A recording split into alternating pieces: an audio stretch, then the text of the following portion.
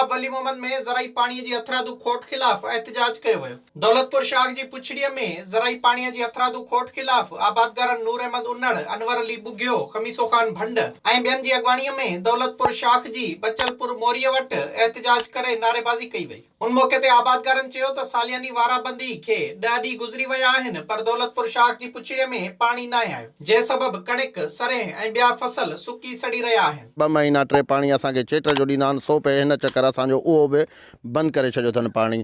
महिरबानी करे असां आला अख़्तियारनि खे इहा गुज़ारिश था कयूं त ख़ुदा हेॾां बि ध्यानु ॾियो। कर्ज़नि में त असीं पूरजी आऊं, जेको फ़सुलु कायूं सो असांजो बसि कर्ज़ में वञे हलियो। आबादी कान्हे का, बसि बेरोज़गार थियो वेठा आहियूं, मज़ूरी बि पूरी कान्हे का। पुछड़ीअ जो कोई हिननि खे ख़्यालु ई कोन्हे को। हिते सभु असां ग़रीब हारी 5 एकड़नि वारा कर्ज़ खणी ज़मीनूं पोखियूं अथऊं। को महीनो पाणी आयो उहो बि तबाह थी वियो। हाणे असां हे कर्ज़ किथां ॾियूं ऐं उहे बचा किथां था अचूं। आबादगारनि आपाशी अमले खां मुतालबो कयो त ज़राई पाणी फराहम कयो वञे, जीअं उन्हनि जा फसल तबाह थियण खां बची सघनि। विज़िट कयो अवामी आवाज़ मीडिया ग्रुप जी वेबसाइट awamiawaz.pk।